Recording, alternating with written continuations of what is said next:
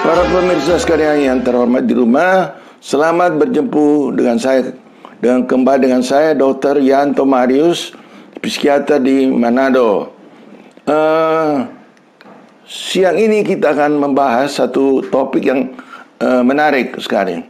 Saudara-saudara, yang laki-laki dan perempuan, pernahkah, saya tanya dulu yang laki-laki, pernahkah istri atau pasangan Anda waktu pulang ke rumah dan mendapatkan di sapu tangan Anda ada semacam merah atau bau parfum sedikit, dan dia marah dan berkelebihan? Atau bagi wanita, pernahkah Anda pulang suami Anda dan menemukan semacam abu rokok di asbak atau di lantai, dan suami Anda marah? Bagi wanita kembali, seringkah Anda menelpon suami Anda atau pasangan Anda dalam sehari beberapa hari untuk memastikan apakah suami Anda itu ada di kantor atau tidak? Atau sebaliknya, suami Anda yang menelpon Anda berulang-ulang dari kantor sekali untuk memastikan apakah Anda itu ada di rumah atau tidak? Kalau demikian, berarti kemungkinan pasangan ini menderita salah satunya atau dua-duanya mengalami gangguan kepribadian paranoid. Nah, gangguan kepribadian paranoid itu macam-macam, dari derajat ringan, sedang, berat, sampai berat sekali, sampai yang ya katakanlah miring ya. Namanya psikosis paranoid. Nah, ini tidak, orang ini masih hidup di dalam kondisi sosial dan pekerjaan. Namun kita akan membahas sore hari ini.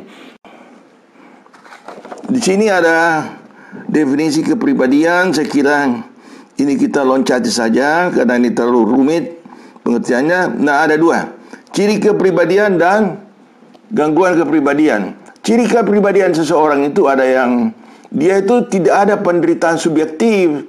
Kalau gangguan kepribadian, dia itu menderita subjektif. Dan ciri kepribadian itu misalnya kepribadiannya pemurung, periang, atau ceria, atau mudah marah, mudah tersinggung, itu semuanya ciri kepribadian. Nah, namun di sini tidak ada penderitaan subjektif. Kalau gangguan kepribadian itu disebabkan karena tidak fleksibelnya atau kakunya kepribadian, sulit menyesuaikan diri dan dapat mengalami gangguan dalam pergaulan pekerjaan dan sosial. Itu bedanya antara ciri kepribadian dan gangguan kepribadian. Namun kita akan membahas mengenai gangguan kepribadian paranoid. Yang berikutnya kita bedakan sedikit ya. Di sini ada gambar bahwa gangguan kepribadian itu sebagai pembuat onar. Jadi dia itu masalahnya di luar, dia menciptakan masalah. Kalau neurosa, dia itu datangi masalah. Karena itu orang neurosis mau ke dokter. Orang yang mengalami gangguan kepribadian tidak mau datang ke dokter. Jadi itu namanya ego sintonik, artinya cocok dengan dirinya. Ego distonik artinya ini mengganggu dia punya diri. Ya. Nah, ini saya kira kita akan lanjut dengan kepribadian paranoid. Saudara-saudara, ada 4 ciri khusus dari gangguan kepribadian paranoid ini. Pertama adalah ide-ide curiga. Ide curiga yang irasional, yang tidak masuk akal ya, yang tidak perlu dicurigai dan dia curiga. Curiga yang berlebihan, ide kejaran, dia merasa dikejar-kejar orang, atau ide kebesaran, merasa diri hebat, superior, Superman, semua pandai melebihi orang lain. Dan pathological jealousy, cemburu patologis, ini terjadi pada orang paranoid. Tapi juga terjadi pada orang yang misalnya mengalami gangguan otak, atau para pemabok, sudah mabuk banyak sampai kerusakan otak oleh alkohol. Atau orang-orang laki-laki atau perempuan yang mengalami gangguan alat genitalnya, bisa menimbulkan cemburu patologis. Namun ada khas dari paranoid ini, kita sebut sebagai cemburu konjugal jealousy. Dia tidak cemburu sama misalnya seorang istri, cemburu laki-lakinya nanti dengan wanita lain, tapi dia juga cemburu pria itu, suaminya itu, dengan teman-teman lakinya. Begitupun sebaliknya.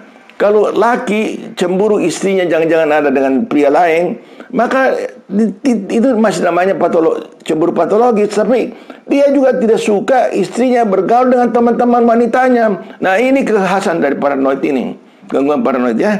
Kita lanjut. Orang paranoid itu tidak mudah percaya orang. Dia merasa hanya percaya dirinya sendiri. Sebenarnya dia juga kurang percaya pada dirinya sendiri ya. Selalu merasa ada orang yang mau merugikan dia. Jadi dia selalu merasa ada orang, ada kelompok yang mau merugikan dia. Waspada berlebihan, ragu kesetiaan terhadap orang lain. Ragu dia, selalu ragu-ragu. Karena itu dia salah teliti dan pelit. Orang paranoid itu sekakar dia pelit ya. Merasa cepat terhina, membesarkan masalah kecil atau mengecilkan masalah-masalah besar. Manipulasi ya, manipulatif ya. Emosinya dingin dan dangkal. Pemberontak dan pemprotes nomor 1. Jadi kalau saudara, bapak dan ibu ada dalam organisasi di kantor atau organisasi sosial, apabila ada satu atau dua orang sedikit-sedikit protes, masalah sepele, protes dan berlarut-larut orang berdua, pikirkan dia itu orang paranoid. Berikutnya, selalu suka mencari-cari bukti. Jadi misalnya ibu dilarang sama suaminya bergaul sama teman ibu yang lain yang perempuan, sedangkan dia tidak ada alasan untuk melarang. Ibu senang dengan dia, pergi aja ke rumah teman ibu itu. Ya, jadi tapi pulang bilang dari supermarket atau dari supermarket minta ada supermarket itu capnya, beli sedikit gula, kopi atau makanan ringan, bawa pulang. Karena sesampai di rumah, suami ibu akan tanya, itu dari mana? Bilang dari supermarket. Itu ada buktinya, cap itu ada supermarketnya. Kalau ibu tidak begitu, nanti dia tidak percaya. Ibu keluar itu dia mau kemana? Begitu pun sebaliknya. Jadi orang paranoid selalu mencari bukti-bukti. Bukti apa saja? Kejujuran sama orang paranoid ibarat kita itu mengkorek-korek sarang tawon.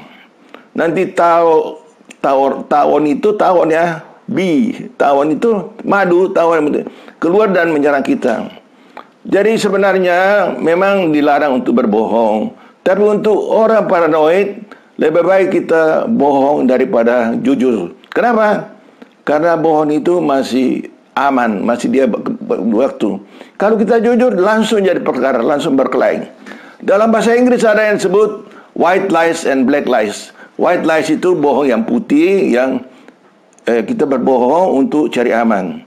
Sedangkan black lies itu memang tidak baik, karena itu berbohong yang biarpun benar. Apalagi kalau curiga itu curiga sehat ya. Kita bedakan ada curiga yang sehat berdasarkan kebenaran bahwa seseorang itu layak dicurigai. Tapi curiga sakit, inilah yang kita bahas sekarang, paranoid.